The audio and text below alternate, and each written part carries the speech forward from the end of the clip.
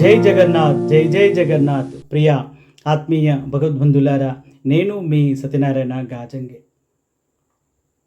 స్వామివారి లీలలు ఎంతో అమోఘం. శ్రీ జగన్నాథ స్వామివారిని కృప, స్వామివారి లీలా వైభవాన్ని ఇన్ని అని చెప్పేదా? ఎన్నో భాగవతోత్తములకు ఎంతో అనుభవం. అలా చక్కటి మంచి భాగవతోత్తముడైనటువంటి రఘు అనే భక్తుని గురించి తెలుసుకుందాం.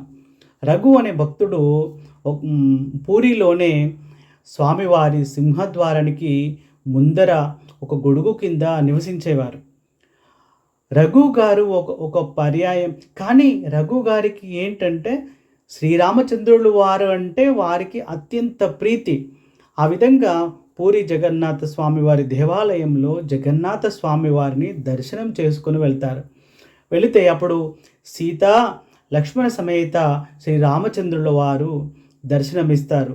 అంటే రామచంద్రుల వారికి నాకు భేదము లేదు నానా అని చెప్పడానికై స్వామివారు ఆ విధంగా దర్శనమిస్తారు. అప్పటి నుండి రఘు ఎంతో జగన్నాథ స్వామివారికి ప్రియ భక్తుడైనాడు. మిత్రమా, ఒకరోజు రఘు అరటి నారతో అల్లిన మాలను తీసుకొని వెళ్తారు.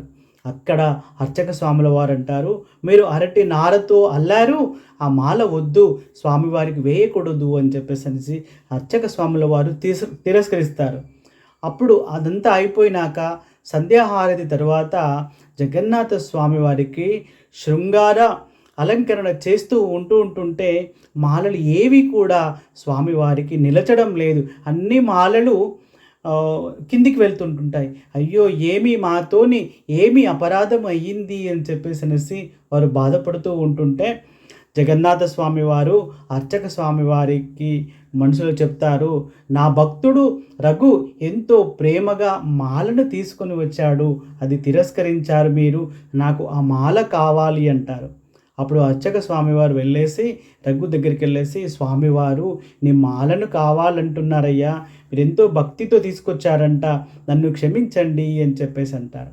రఘు గారి తీసుకొచ్చి మాల ఇచ్చినాక స్వామివారికి అలంకరణ చేస్తే ఆ శృంగార అలంకరణ ఏదైతే చక్కగా స్వామివారు చేస్తారో ఆ తదుపరి మాలలన్నీ స్వామివారికి అలంకరణ చేస్తారు, నిలుస్తవి. అలా ఉంటుంది మంచి భాగవతోత్తముల యొక్క కథలు. అంతేకాదు, ఒకరోజు రఘు గారికి ఆరోగ్యం బాగుండదు. ఎంత ప్రీతి అంటే స్వామివారితోని మాట్లాడేవారు. ఆరోగ్యం బాగుండక మంచం మీద పడుకొని ఉండి చాలా నీరసంగా ఉంటారు. ఒక బాలుడు వచ్చి స్వామివారి అక్కడ రఘు వారి ఇంట్లో ఆహార పదార్థాలు తయారు చేయడము, ఔషధాన్ని రఘుకు ఇవ్వడము, రఘు యొక్క కాళ్ళు పట్టడము, ఇవన్నీ చేస్తుంటుంటారు. ఇది వచ్చింది జగన్నాథ స్వామివారే అని తలచి రఘు అంటాడంటే, స్వామి ఇంత ఎందుకు మీకు కష్టం, నాకు కష్టం అవుతుంది, మీరు ఇలా చేయకండి అని చెప్పేసి అంటే, మీరు ఏదైనా చేసి నా ఈ వ్యాధిని తగ్గిస్తే నేను ఇవన్నీ చేసుకోగలుగుతా కదా అంటారు. అప్పుడు జగన్నాథ స్వామివారు ఆ బాలుడు రూపంలో ఉన్న స్వామివారు అంటారు, నాయన నేను నీ కర్మను మొత్తము అనుభవించి వస్తే నా దగ్గరే పెట్టేసుకునేసి నేను మీతోని ఉంటాను, నేను వేరు కాదు, మీరు వేరు కాదు అని చెప్పి జగన్నాథ స్వామివారు ఎంతో ప్రేమగా రఘుకు చక్కగా తనను చూసుకుంటాడు. ఈ విధంగా ఉంటుంది భాగవతోత్తముల మధ్యన స్వామివారికి ఉండడం అంటే చాలా ఇష్టం. ఇంకొకటి, ఇది హాస్య సన్నివేశం చాలా బాగుంటుంది. ఒకసారి జగన్నాథ స్వామి వారు మన రఘు దగ్గరికి వచ్చేసి, నాకు పనస పండు తినాలని ఉంది అంట. తప్పకుండా తెస్తాను. తెచ్చడం ఏంటి, కాదు మనము దొంగిలించి తిందాము అంటారు. దొంగిలించి తినడం ఏంది స్వామి, వద్దు అని చెప్పేసి అంటే, లేదు దొంగిలించి తిందాము. అలనాడు నాకు యశోదమ్మ నాకు వెన్న పెట్టి ఇచ్చినా కానీ నేను అందరి ఇళ్ళల్లో వెళ్ళేసి నేను వెన్న దొంగతనం చేయలేదా, అలానే రాజుగారి తోటలోకి వెళ్ళేసి మనము పనస పండును చక్కటిది తీసుకొనేసి తెంపుకొనేసి దొంగతనంగా తినేద్దాము అని చెప్పేసి అంటారు. ఏం చేసేది?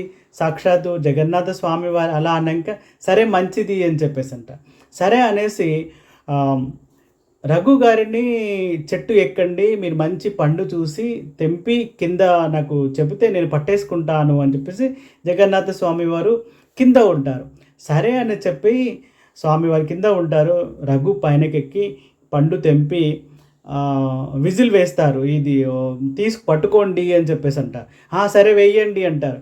కానీ జగన్నాథ స్వామి వారు పక్కకు తప్పుకుంటారు, టపీలని కింద పడతారు. ఆ శబ్దానికి పని అతను వచ్చేసేసి ఎవరో దొంగ వచ్చారు అని చెప్పేసి అనేసి తీరా చూసేసరికి రఘుగారు అంటే ఆ రాజ్యంలో అందరికీ చాలా ఇష్టలు.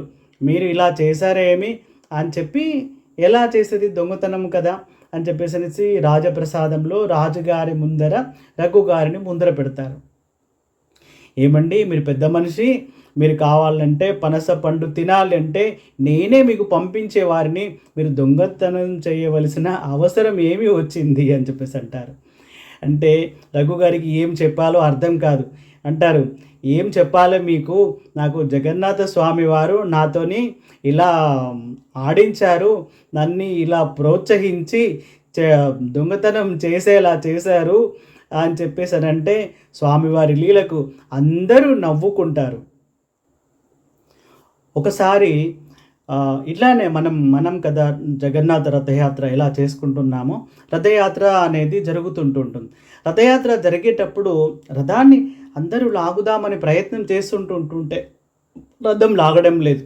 పక్కన ఉన్న బ్రిటిష్ అధికారి వారు ఏం చేస్తారంటే ఏనుగులను కూడా తెప్పించి రథాన్ని లాగడానికి ప్రయత్నం చేస్తారు. అయినా కానీ రథము వెళ్ళడం లేదు. రఘుగారు వెళ్ళేసి స్వామివారి చెవిలో ఇలా ఏదో గుసగుస చెప్పేసినాక అప్పుడు రథము అనేది కదులుతుంటుంది. ఆ పక్కన ఉన్న బ్రిటిష్ అధికారి అంటారు, మీరు బాగున్నారు, మీరు స్వామివారు, మీరు గొప్పవారు, స్వామివారు గొప్పవారు అని చెప్పేసి అనేసి బ్రిటిష్ అధికారి రఘు గారికి నమస్కారం చేసుకుంటారు. అలానే జగన్నాథ స్వామి వారికి నమస్కారం చేసుకుంటారు. రఘు గారు ఎంతో చాలా భక్తితో ఉండేవారు. సర్వజీవులలో ఆ భగవంతుణ్ణి దర్శించేవారు. ఎప్పుడు కూడా కుండలో ఆహారాన్ని పెట్టి ఆ ఆహారాన్ని పక్షులకు అవన్నీ తిన్నాక అందులో నుండి ఆహారాన్ని రఘు గారు తినేవారు. అలా ఉత్తమోత్తమైన రఘు గారి జీవితం మనకు ఎంతో ఆదర్శప్రాయం.